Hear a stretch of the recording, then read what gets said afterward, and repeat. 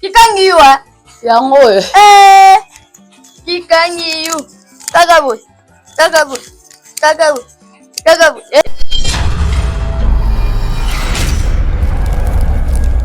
Muni eloko no senga na biso ba congolais na ba africain eloko tout le monde que moninga sali bien il faut qu'on félicite ka au lieu de ya ko sala ba ignorance moko boy donc zo ignorer musalo eza bien fait quoi même atana mi so nzambe a olimbisa ote donc il faut beau féliciter ka papa Hervé na chance a pesi baninga na ye chance a pesi ba petit na ye donc eza ba to mususu pe ba vanda na bango pe bandoko bazali zalaki vraiment te à ligne quoi à travers la dynastie to comme lelo to tangi pe kingani donc il faut féliciter donc dynastie eza projet mo à féliciter donc à chaque fois on parle de dynastie il faut toujours tous qui sera félicitations voilà.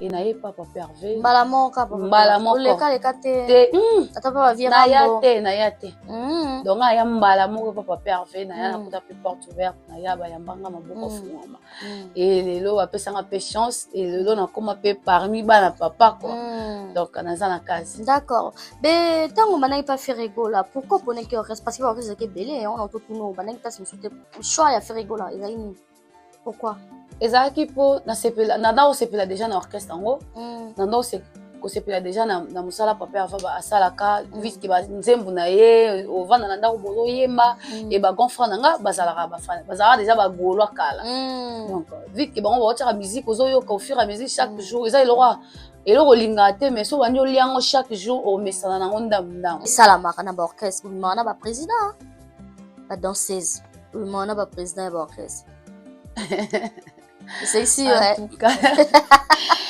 tout cas et c'est qui singa parce que non amonate non ayoka pété tu vois oui no yebiso ya solo jasuka non amonate non ayoka te eza na babilo mo boye soko zo loba na mukolo mo boye mambo eza yango te ezala da ba manka ba respect ezala da manka respect so ozo sakize na mamomo eza yango te eza manka respect des fois na loba il faut to za na ba respect ko respecter ba para baninga pour ba respecter peu abiso donc na mona ngo tina te na mona ngo na landa ngo te parce que na mi yebinga ngi elo mo te ko effacer bizorbi na minute mais to le lo mo pezo ya ka mingi te wa pe na ba obenga ngo leki ya bizorbi a oya mais ya apparemment ko lité ya solo kikangi yo ye apparemment ko apparemment ya ko lité kikangi yo Vanessa ils ont un secret kikangi yo ya na kikangi yo donc kasi na biso za distance to ya na de kikangi yo ya mibale to ye na kikangi yo rumba to ye na kikangi yo générique donc ya na distance so ye maboka ngami donc ya na ba diversion te tant oya yaka mobimba so bimi ngulungulu kikangi yo ezuyo donc élection nga kokanga eza na ba nini ebele quoi eza na ba signification ebele eza ba signification ebele yo mosiko en tant que siko yo ovandi obi te obanda otala kikangi yo donc Restaurant Paradis Secret, restaurant aux spécialités africaines, en pleine région parisienne, chez Chiquito Papa Paradis, au numéro 10 de la rue Pierre et Marie Curie, 77 380 à Comble-la-Ville. Ici c'est la compétence. On vous laisse aux médias. Toujours. Pour la dégustation de mets variés, saveurs africaines, un seul endroit. Venez déguster de grillades, du poisson, tabac, brochette, ngoula. Tout ça, modèle Yambo Canabiso, chez Chiquito, au restaurant Paradis Secret, le secret du paradis. Avec accompagnement de manioc, chikwang, banane plantain, du riz, etc. Notez bien l'adresse au numéro 10, rue Pierre et Marie Curie, 77 380, Comble-la-Ville. Réservé pour tous vos événements, en toute intimité et convivialité. Venez chez Chiquito. Anniversaire, baptême, surprise party et autres occasions festives. Rendez-vous chez Chiquito, au secret du paradis ou Paradis Secret. Votre réservation au 09 50 01 85 90 ou au 06 52 81 93 93. Restaurant Paradis Secret chez Chiquito Papa Paradis. C'est vraiment paradisiaque. Sacerdoce Eratarake, jamais Erata. Alors c'est votre frère, prophète des nations, Père Condé d'Israël. Nous venons de Kinshasa après plusieurs temps d'absence. Dieu nous a fait grâce. Nous sommes bien réussis au Congo-Kinshasa, mon pays. Que Dieu soit loué. Alors, je voulais dire à une personne, nous sommes de retour en Europe avec force. Nous avons récupéré nos entités. Parce que je connais les dieux de Moussé Haïdi Naval. Je connais les dieux de l'apôtre Bolia. Ce Dieu-là n'a jamais changé. Alors je voulais dire à une personne, tu as perdu tes années. C'est-à-dire tu as perdu tout ce que tu avais. Tu as perdu le mariage, tu as perdu ta santé, tu as perdu tes projets, tu as tout perdu. Mais je connais ces dieux-là. Tu peux récupérer ce que tu as perdu. Si ton Dieu est mort, essaie un peu mon Dieu. Sacerdoce Iratarate. Essaye un peu mon Dieu. Viens ce dimanche à Créteil. Envoie Félix Eboué ce dimanche. Tu verras ce que Dieu va faire. Mais avant de venir, essaie de nous contacter. Prends ce numéro. 0033 7 66 27 40 02. Appelle-moi avant de venir. Et tu verras ce que Dieu va faire. Sacerdoce sera raté. Jamais raté. Soyez bénis.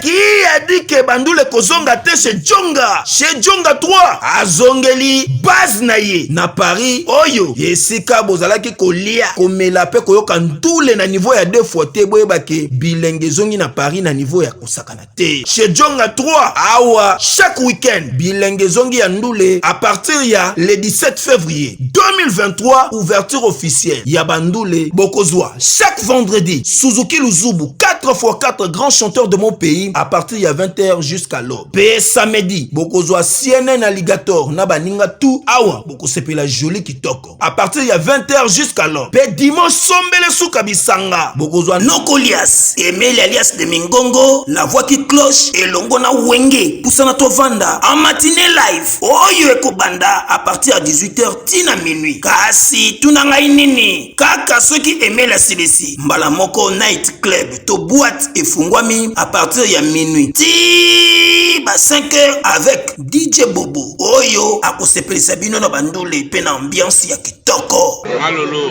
Oui frère, Babi Djonga. La Congolia. Futur. Hein? Nous te reçons la 50 boîtes. La Katakin, c'est Djonga.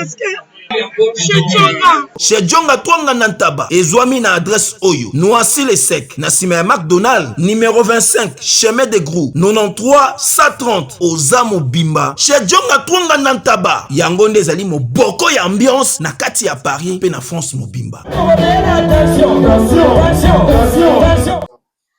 Bienvenue sur Elengi à Congo, c'est la vôtre Glody Diasuka, la mignonne de la presse, toujours dans le cadre de vous satisfaire. Tout ça, la Ramsala Punako, c'est Sabino. Voilà pourquoi je suis encore de retour sur vos écrans. Et aujourd'hui, je vais recevoir pour vous une dame qui fait la fierté de notre pays. Donc, merci beaucoup à Tracy Melenga Pro. Merci à Josué Diasuka et à l'assistance de Priscilla Bongeli. Voilà, merci Nabino Souza connecté, branché Nelenga Congo. Bon, continuez de vous abonner encore plus, aimer nos émissions, partager aussi. Et un grand merci à la famille Diasuka, Bella, merci à Fernando Mbaya, Maman Bijou Thomas. Et fait bino nando toujours mi ba maman. Et parce que moi c'est ça moto face à la lokumu ya mboka la société est très utile et on a voilà nazotala na ba anglais nyonso. Pour aujourd'hui je suis avec Vanessa que je dis déjà bonjour. Bonjour. Ba Fossette. Oui. Moza Fossette hein te? Photo dans WhatsApp ya côté nini? Ezali. Ngamo comme na bi secret c'est que ça. D'accord. Sinon ça va? Ouais, ça va bien par la grâce. D'accord. Dieu fait grâce. Ok, elle c'est Vanessa, vous la connaissez déjà. Bah, cette moi à lobby. Donc, vous voyez, bah, ici, malam kat émission. Elle est la Kati à G7. Ouais. Bonne. Ouais, maman tout qui te comment. Elle non, mon aux États-Unis. Non, oui, c'était comme ça. Et ça qui bongo, mais vite que par rapport à ma Cameroun des Okende, par rapport à Ndenge Senga qui, donc voilà. D'accord. Et pourquoi je suis encore. Ah, voilà, je peux faciliter, ils sont belés. Ouais, ici, les ans belés, tournez zanan. Voilà, tournez zanan. Et là, quoi, ici, la hâte, bah oui, la hâte. C'est ça, très bien. Malem, mais tout comme ça. Lelo tumto eva, qui est Vanessa, ozanani, bima wapi. Aho toko tona makamba mabina, polo keto, wana momone boete nenga lati sérieuse boya. Moi, ma peine à loquette. Vanessa, tu viens de quelle famille? Voilà, c'est moi Vanessa, le nom de la famille c'est Ngandou. Donc, je viens de la famille Ngandou, la seule fille de la famille, 6 garçons, voilà. Et moi, c'est Mora. Ouais. Oh, ok. Nazanga moko, moi, si mon a 4 mibali 6. Voilà, Vanessa Tanga, Vanessa Lekala Baba de l'école, Vanessa commence à l'université malgré nazo temps aussi ça a été na coma. D'accord. Donc voilà, aujourd'hui je suis chez papa. Dans une famille chrétienne, ta famille Mora, une famille chrétienne, papa a biso à la pasteur. Oui. Yo moi pasteur obinamo. Ah, mais ils musala nanga, pas bien ils passion nanga donc voilà. OK, très bien. Donc chacun et chacune fait son travail à sa manière. Mais non, et balana été peut-être on a vision à papa parce que papa est pasteur, peut-être il y en a qui a encadré ou bien tout ça. Ouais, ils allaient toujours bongo hein. Papa mon TP a bota moi ne pas comme un musicien, to pas comme un joueur, pas comme ainsi de suite. Donc on va bota biso kana ba rêve moi il faut qu'on mettre avocat, il faut comme mais par rapport à mutuye mon dozo kola na il faut aussi sentir dans moi à l'aise. Donc voilà, au fur et à mesure aux salango ba comme aka obligé ba sepela nango po iyo mo mukolo nango zo sepela. D'accord. Mais papa ils a qui facilité quoi encore. Ouais, ils a qui facilité. Qui m'a bandako. Ils avaient facilité, tout quand même, il y a 3 ans, si je ne me trompe pas. Ah ouais? 2 ou 3 ans, tout le banate, mais après. Ok. Ben, on veut dire sur la famille. Mais non, olinge kobina, obale kobina nini? Kobina, isa. Tant nous avons mon muke, nous avons à chaque fois, tous dans le mariage, dans la famille, dans le quartier, nous avons la sœur nanga mo akufa qui se nomme repose un peu, sœur Clarisse. Dans ça la soki manifestation, le quoi azalaki. Azaki serment alinga mambwa boye mingi oyoka Vanessa yo uyeba obina ya kobina na mariage robina na ba fête donc nando robina déjà na ba fête na ba mariage liboso public ebele na zano mwa muke et après na yako intégrer groupe la Kizia mon ancien patron donc Dio Kizi fondamental na pesi mbote na musika azana Lubumbashi moi muke à peu près 15 ans. Ah, ok. Na yeko koma kuna vite na zai mwa mukeza ki kaka ba simba tika tindika chakale après na yeko tika na continuer classe na 6 classe na se décider na vite faut na ki directement na orchestre munene pour na se concentrer et na ye papa Hervé mbala moko oleka leka te ata papa vira na ya te donc aya mbala moko papa Hervé na ya na kuta pe porte ouverte na ya ba yambanga maboko fungama et lelo apesanga pe chance et lelo na koma pe parmi bana papa quoi donc naza na kasi d'accord mais tango banaki pa faire rigola pourquoi pone que reste parce que orchestre ke belé on entend tout nous banaki ta sute choix ya faire rigola ezali nini pourquoi ezalaki mpo nanda osepela déjà na orchestre yango nanda kosepela déjà na mosala papa Hervé asalaka viske banzembo na ye ovanda na ndako bozoyemba e bagrand frère na nga bazalaka déjà bagolwa kala donc vite ke bango baotiaka musique ozoyoka au fur et à mesure chaque jour eza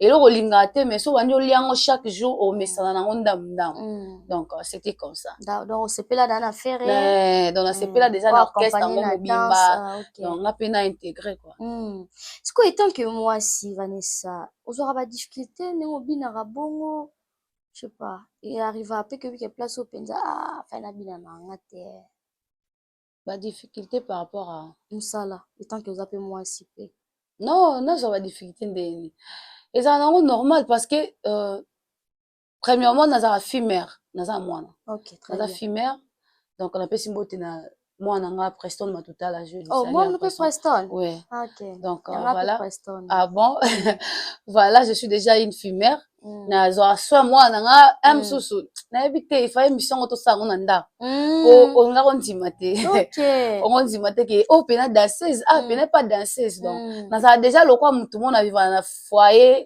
oyo baza déjà couple mais nazala couple te c'est bien donc j'essaie un peu de m'éduquer à ma manière à moi donc namona de vite que nazala nanga déjà bien so lelo na bina bina te nazalaka bien. Voilà, parlons de la musique Vanessa parce que sur ba faire rigola kangama trop faire rigola même la danseuse na ya pesa ka bango chance te bo umeli na invité yo ko ce sonine par rapport ya wana o ba dire balance ba lobaka bon lokola batu lokwa ba presse baza bato moko bamesana déjà na bainjure bamesana déjà na kosalir bango bango nde aza wana aza lokwa ebembe moko boye donc baotika ebembe bazotonga bongo yo moto oza mobimba donc nde baza wana bamesana déjà na kofinga wana pour moi namona yango so étrange te or que pour moi namona yango ebakiselaki nde en plus à travers bamafinga bainsulte tu consort ebakiselaki moi en plus moi courage moto afininga boye aseke fo nasala boye fo nasala boye malgré biso bato ya mokito ndima na biso te moto akosala mpe bolamu biso tomona yango kaka te ezalaka mabe donc c'est un peu ça. Bino monde va annoncer un orchestre, ça va? Oui, ça va. Bon, ceux qui ça va, t'es nga ou mérité. Excusez-moi. Nga ou mérité nga et orchestre kala mingi mais les loso comme tout on a pas ça na ba comment va danser ça faire. So ba tangelo nga mutali boso, tu sais na koza la deuxième. Kasi na ozo non, po ba loba ke biso ba fula biso te, biso tozala toujours équilé, biso après ça biso chance te. C'est comme tu ça biso chance te, comment est-ce qu'il na cause visible bon. Tina niveau ana, c'est impossible. Donc biso mo tozala na kati ndako lali oye parce que etanga te. Donc donc ndako lala te oye parce que etanga te. Donc il faut nazala à l'aise makasi na orchestre na biso donc environnement te pour son environnement na longwa kala ndako na ndako ezala na ba difficulté nango eloba nango vie nanga ridi to bajinga ndako na ndako ezala na ba difficulté nango donc biso bakolo ndako na biso to mesana na biso na ba difficulté na biso donc nazo envier nanga esika te. Kitoko, une très bonne réponse, voilà. Mais biso no stoyebi au fait oui salamaka na ba orchestre oui mana ba président la danseuse oui mana ba président ya ba orchestre. C'est ici ouais. En tout cas et c'est qui singa parce que non na monate non na yoka pété. Tu vois oui no yebiso ya solo jasuka non na monate non na yoka te. Eza na babilo mo boye soko zo loba na mukolo mo boye mambo eza yango te ezala da ba manka ba respect. Ezala da manka respect so ozo sakize na mamomo eza yango te. Eza manka respect. Des fois na loba il faut tozala na ba respect ko respecter ba para baninga pour ba respecter pe ba biso.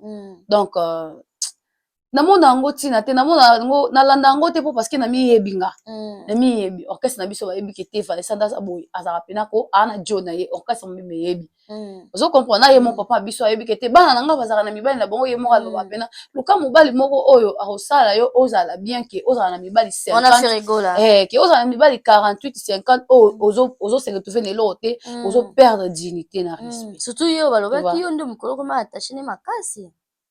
Kokoma attaché président eza musala na yo. Oso na ndo sala musala te akotanga kate. Eza à travers a musala na yo. À travers a musala, ovandi pe na bato mo boye, ba se te Vanessa moni. Président bino pose la ne bien, pose la makelele te ba rapport a manka ki asala ki bo.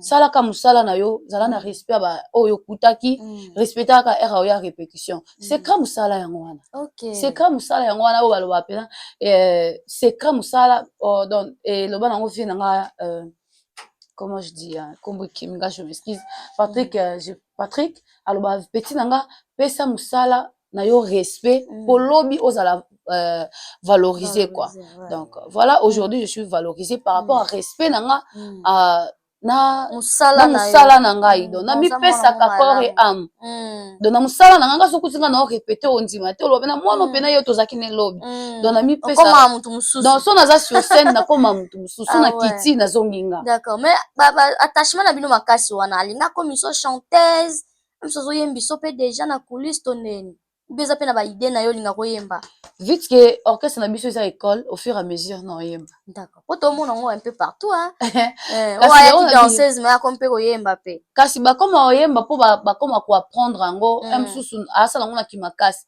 vite que biso toza na kati ya école ngo donc esika pena bato bautako bayemba esika pena mambo oyemba evanda na Congo donc pas Jésus ouais pas Jésus naza wana au fur et à mesure na oyemba kapo na beta ngo sana moi kapela momoni makambo oyemba sana moi kapela momoni et ça bien po na beta ngo déjà mais to yo kati bon zo bomba poani beta so mo longo ça pèse na banda kwa to Hollande voilà c'est Vanessa ba Fossette noko sa avocat nini oyo nyonso eyoka na motu osali oyo eza pete donc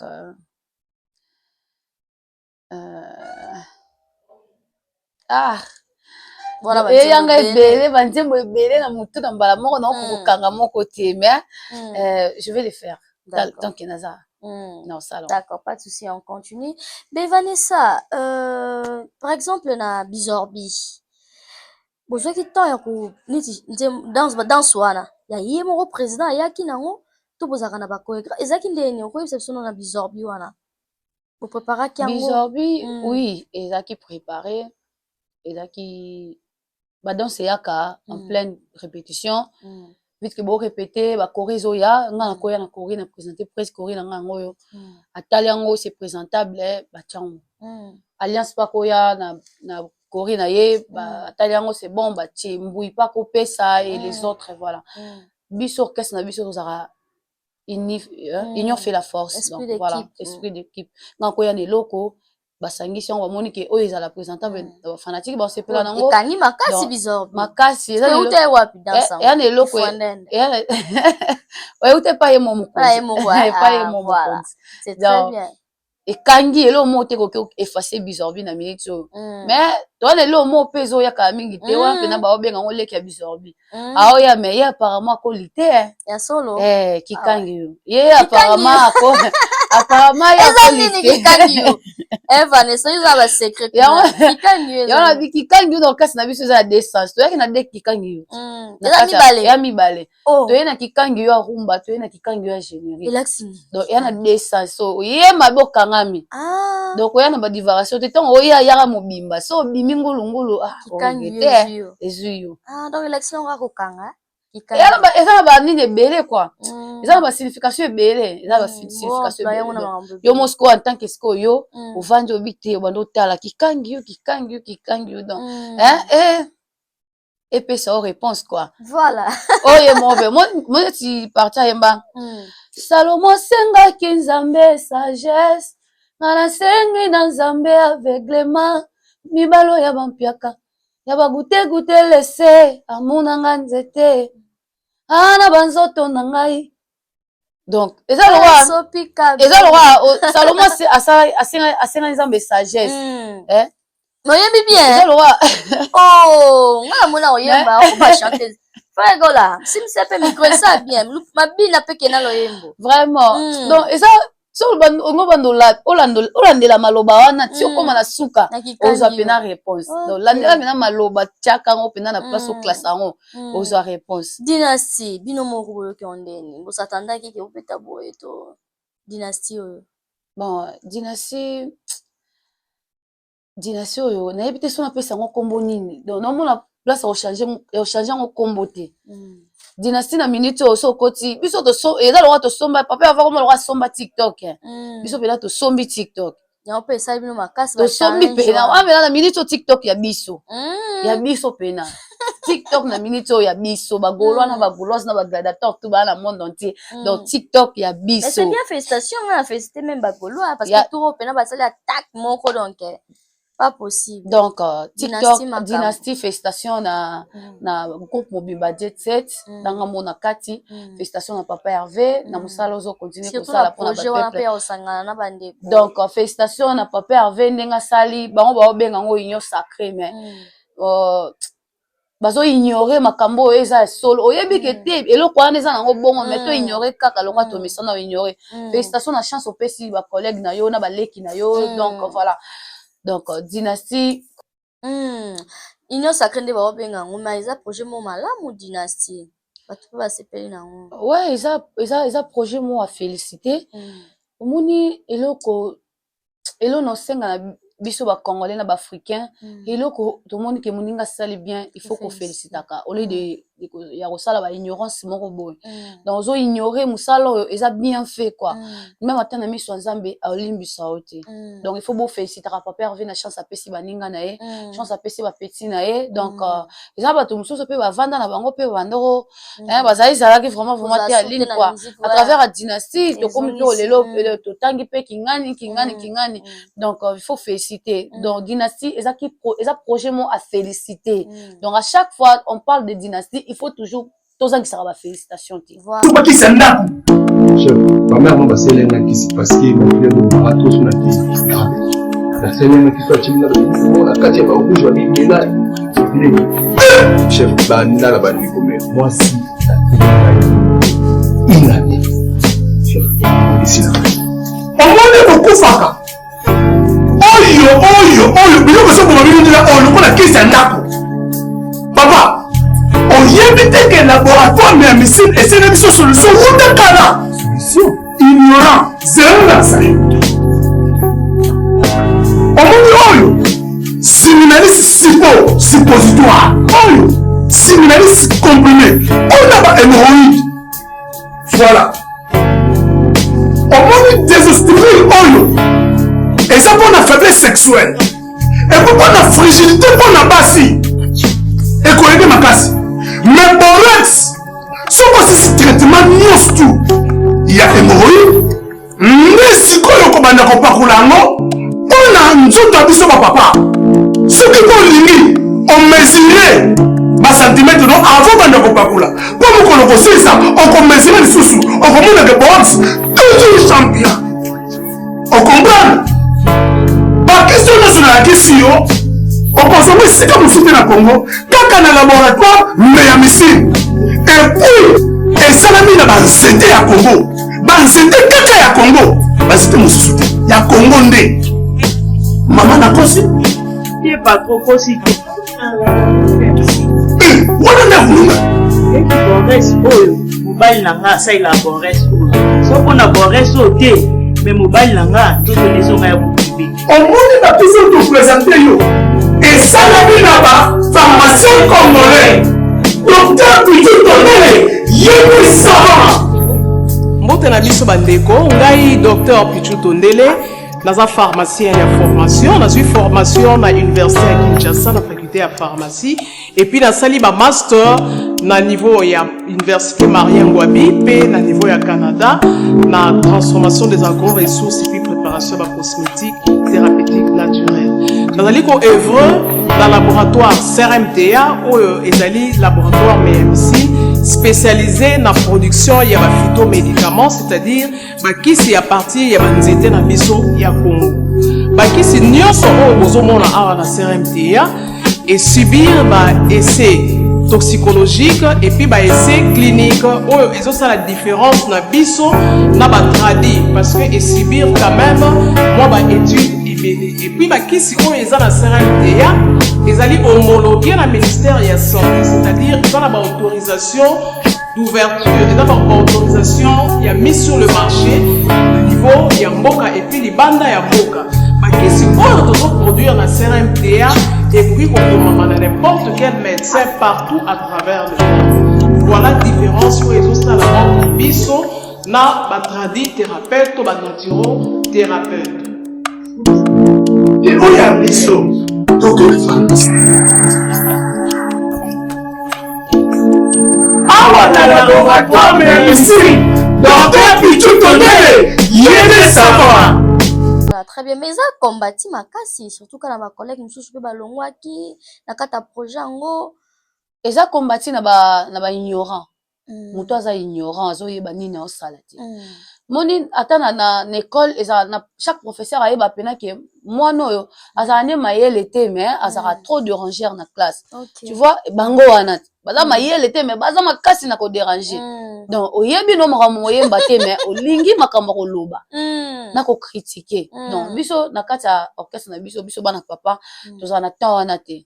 Biso to na temps ya travail, boulot donc voilà. Vanessa, est-ce qu'il y a solo avant matana podium bomela diamba? So na biso ndo moninga boye. Ndo moninga boye so manga bala balondi makena za danseuse. Même pas. Na neti nga koyeba nga danseuse il faut kutanga ka sur scène. Donc il faut mona nga na ça challenge mona TikTok comprendre que t'es danseuse. Même ata na quartier na nga bayeba te ke na danseuse. Oh isa passe. Na fimate na mela diamba te na zaka na bière mona melaka na zaka na kwiti mona tchaka ezalaka shisha. Suna bière et va tantôt plutôt. Diamba te na mekate na vie. Na mekate. OK. Donc biso to yaka pona musala. Musala ozo sala na mutema no moko. Et sengo sala bisala sala te po sala. O sala ngo naturel. Mataba la muso na pongi. Yesenga ndo zabo so na kuti olali na pio kamiko na caméra. Et sengo e mambo beleta. Donc voilà. ezala bongo eza komesana na kolinga mosala yango ekomisaka biso prête te babai na tuna yango vraiment po babi na sipo bomata sur scène esenga botia loa makasi bomela même pas. D'accord, mais étant que danseuse okoki apporter mpe conseil eza na bana mosusu baotala na bandako bajeune fille mosusu okolinga mpe ndeko na yo to bandeko mosusu babina bakoma badanseuse kobina eza mabe te kobina eza mosala comme moto azosala na mining moto azosala na gouvernement oui kobina eza mosala mais eloko tosengaka na bandeko na biso ya basi ntango osala mosala fais ça avec tout ton cœur. Ne le fais pas pour impressionner les autres. To ozosala ngo ozana intérêt moko boye. To ozosala ngo donc ozana likamo linga osala ngo sko otala so osala ngo boye mbala moko ba obengo ndumba da fona bata na sima ko bina pona sala ngo bien. Donc bato ba obebisa musala ko bina bangwana. D'accord. Neti ba biso boye. Neti ngana oye biso neti na kati orchestre na biso to yaka pona musala. Donc bana pape ave penako bango bana ba yaka pona musala.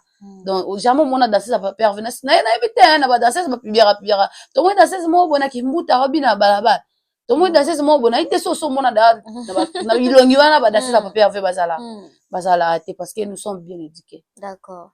Dans la bande ko bazolanda yo mutu nyonso akozana akobina na ye okoko sala no musique mais salango na droiture donc salango na ba gauche droite de bo s'exposer wana moitié nu eza s'exposer eza tenir eza na ba concert mosusu esenga ozala boye po tobina pe boye na ba concert mosusu mo jean mo na bien polo basket te ezala concert ezala na tenir nango concert na tenir nango neti ba concert ba plein air to yebi ke sort ba tutu ba ozala wana donc so yele na pantalon ba ondima te ke wana ba danseuse faut ya moi couper moi cycliste ba oye ba te ba danseuse à faire bango wana eza par rapport à concert na concert ezala na tenir eza bilamba scène eza pe bilamba scène to na okitana so ondima te ke ngam na uti olatango donc c'est un peu ça. D'accord. Otala rapé baninga misusu yana muninga mo potali kabina bien sans polémique. Ouais baza na bango ouais.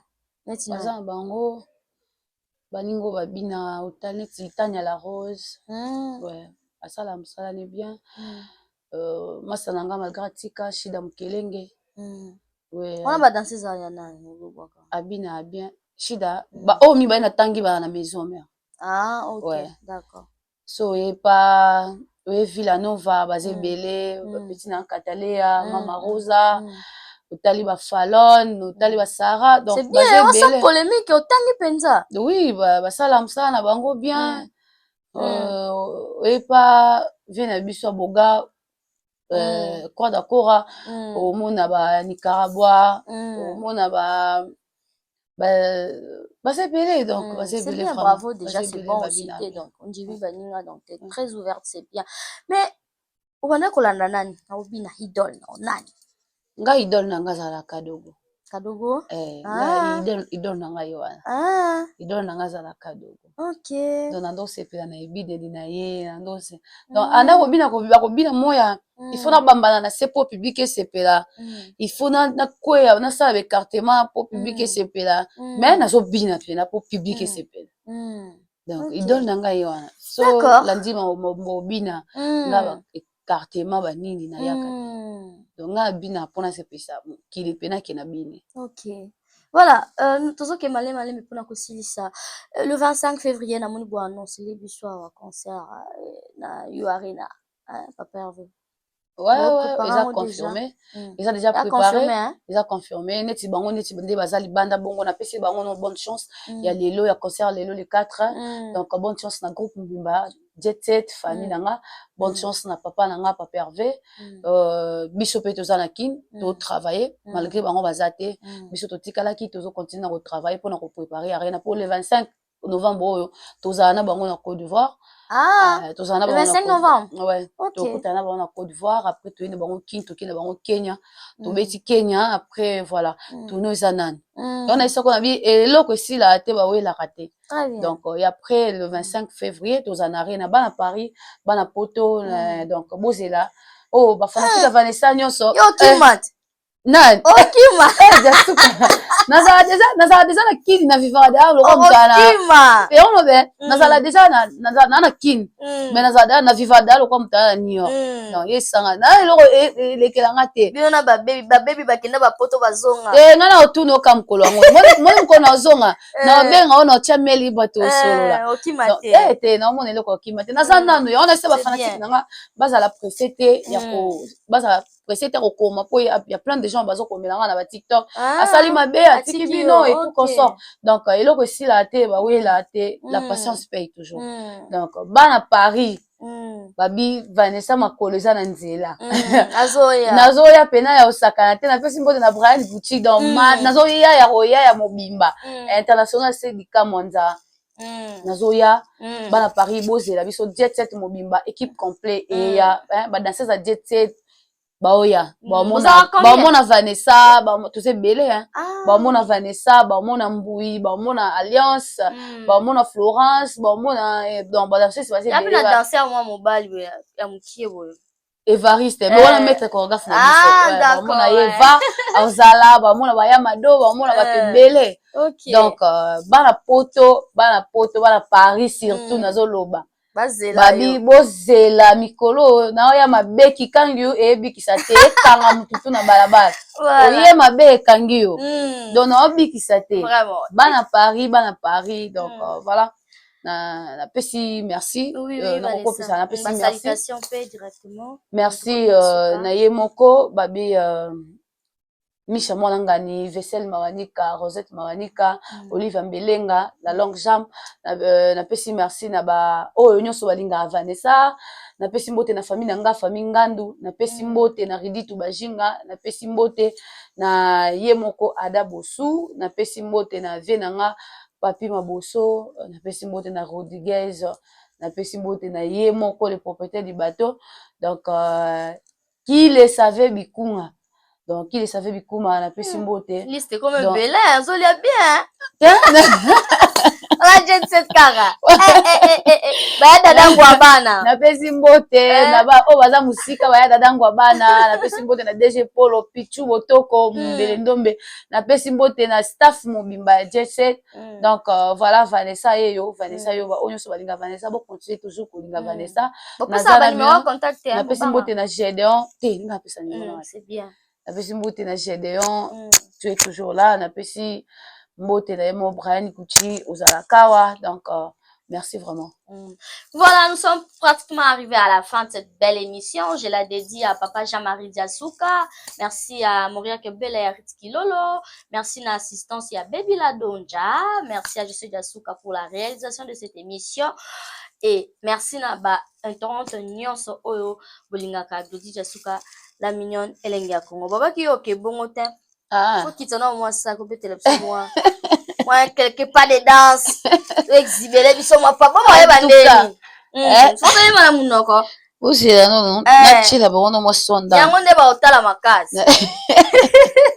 Chela ba mo son. Mona pembe na tape ba pona yeba. Ah bon? Voilà. Merci beaucoup, Bozawana. Merci, Kou. Yago Belisha, la première dame de Lausanne. Merci, Kou. Ma bijou Thomas, ya Fernando Mbaya. Babi Babanzara Kitoko Boye. Maître Rigen Masoluka. Il est vraiment assis Masolo. La Toulouse, Tar, Beata, Banzaka, Vassila, Kitoko, Lini, Manicure, Pédicure. Merci. C'est bon son? Ouais, c'est bon. Je peux? Donc, Vanessa a exhibé quelque part des danses. Allez-y. Bon. Faut la faut qu'on la boîte fois. C'est un simba. Hein? Ils sont bêtes au bien. On va l'envoyer comment tu veux.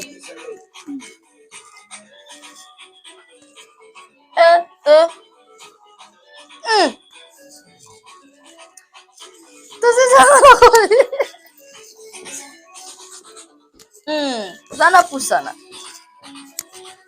Je se vois bien. Oh mon ol. Loketo.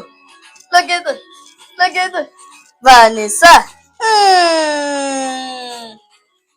Kikangi you ah. Yango.